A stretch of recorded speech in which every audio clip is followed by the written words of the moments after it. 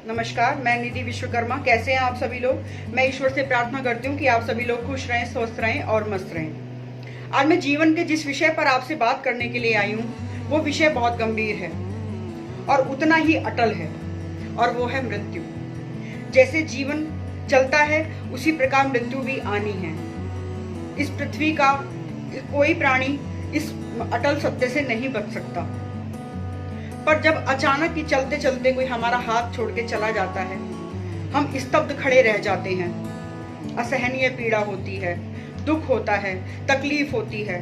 हम अपने आप को लाचार और मजबूर महसूस करते हैं। प्रकृति के नियमों के सामने हम खड़े रह जाते हैं।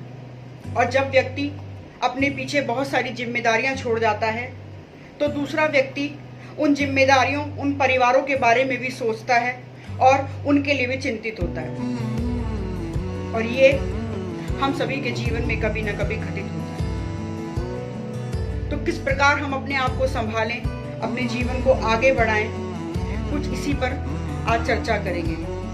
ये विषय कुछ ऐसा है जिसमें मुझे अपने शब्द भी कम प्रतीत होते हैं। किन शब्दों में किस तरीके से मैं इस चर्चा को आगे बढ़ाऊं, ये सोचना भी कठिन महसूस होता है।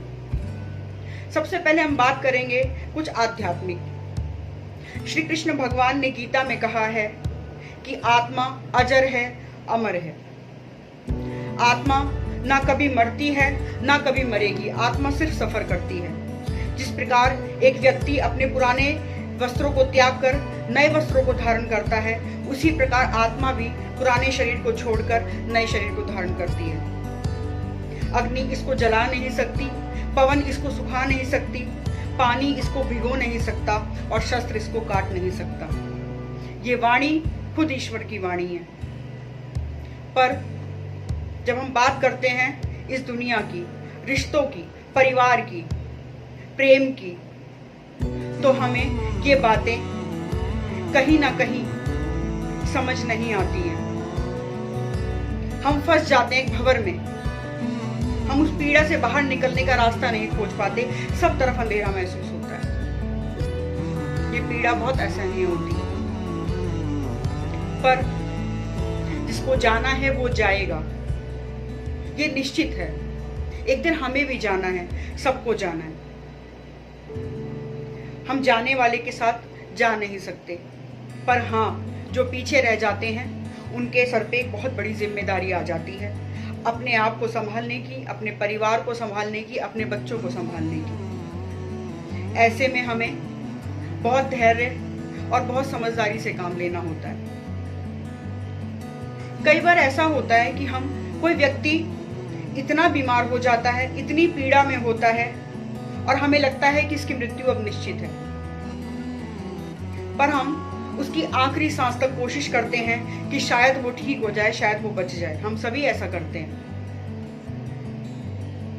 पर अगर हमें लगता है कि उस व्यक्ति को बचाने के बाद भी वो उतनी ही पीड़ा में अपना जीवन व्यतीत करेगा, वो उतनी ही पीड़ा में आगे का जीवन जिएगा, या वो अपने बाकी के जीवन में बहुत परेशान रहेगा, तो ऐसी अवस्था में हमें उन्हें रोकना नहीं चाहिए।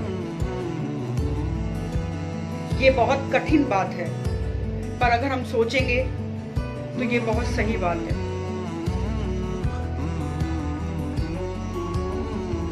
मैं भी एक बार अपने जीवन में कुछ ऐसी ही परिस्थिति से गुजरी थी, जब अचानक चलते चलते जीवन में किसी ने साथ छोड़ दिया।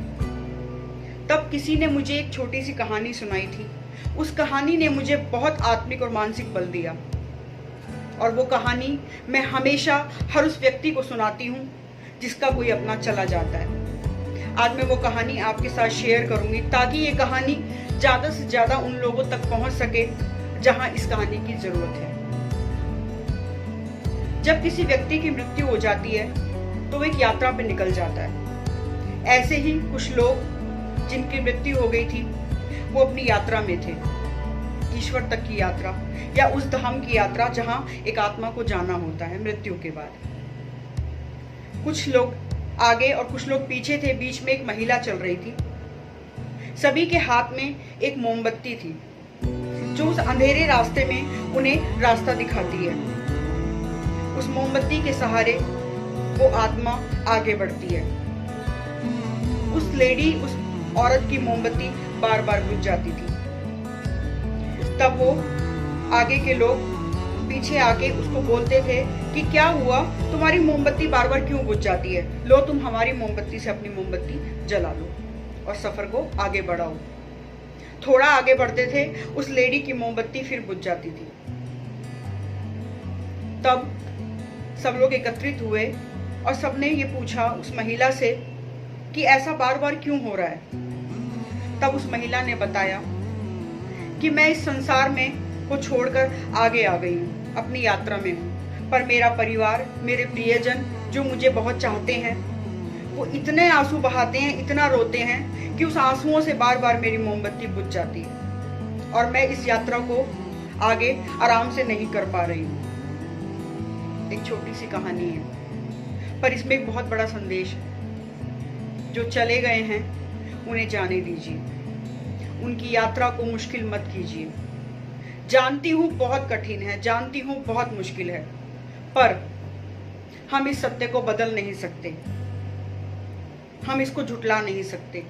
जिसको जाना है वो जाएगा, तो उसकी मोमबत्ती को मत बुझने दीजिए, उसकी यात्रा को सुगम कीजिए, उसकी यात्रा को आसान बनाइए और खुद को संभालिए। तो जिसका जन्म हुआ है उसकी मृत्यु निश्चित है। ये जीवन एक पल का तमाशा है, ये जीवन एक पल का तमाशा है। किसी को पहले, किसी को बाद में चले जाना है। तो जाना हम सभी को है, पर जो पहले चले जाते हैं, उनके जाने के बाद जो पीछे रह जाते हैं, उनको अपने जीवन में बहुत कुछ संभालना होता है। तो संभालिए खुद को और आगे बढ़िए। मैं एक सामाजिक कार्यकर्ता होने के नाते एक संदेश इस वीडियो में देना चाहती हूँ। जब भी हम समाज में किसी अच्छे मौके पर किसी परिवार के बीच में जाते हैं, शादी का मौका है, तीज त्योहारों का मौका है, तो हम कुछ ना कुछ उस परिवार को भेंट करते हैं।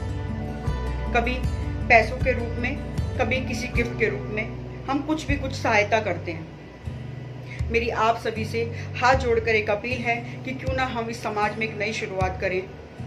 जब हम किसी ऐसे परिवार में जाते हैं जहां किसी का कोई अपना चला गया है, और अगर आपको लगता है कि वहां बहुत ज़्यादा ज़रूरत है, तो कृपया हम एक नई चीज़ शुरू कर सकते हैं। हम कुछ ना कुछ आर्थिक सहायता या कुछ ना कुछ भेंट उस परिवार को दें, और अगर हम इसको अपनी आदत में, सामाजिक व्यवस्था में ढाल लेंगे तो धीरे धीरे ये हमारी एक प्रथा बन जाएगी। और आप यकीन मानिए कि जब कितने सारे लोग उस परिवार के पास जाएंगे और कुछ ना कुछ आर्थिक या किसी भी प्रकार की मदद करेंगे, तो एक बहुत बड़ा सहारा उस परिवार को लगेगा। तो कृपया मेरे इस विचार पे विचार जरूर कीजिए, और अगर आप मेरी बातों से सहमत हैं और अगर इस वीडियो को देखकर आपको कुछ भी संतुष्टि का अनुभव होता है, तो कृपया मुझे कमेंट करके जरूर बताइए। और अगर आप चाहते हैं कि हम जीवन के अलग अलग पक्षों पर इसी तरह चर्चा करते रहें, तो मेरे चैनल को सब्सक्राइब जरूर कीजिए। बहुत बहुत धन्यवाद। जय हिंद, जय भारत।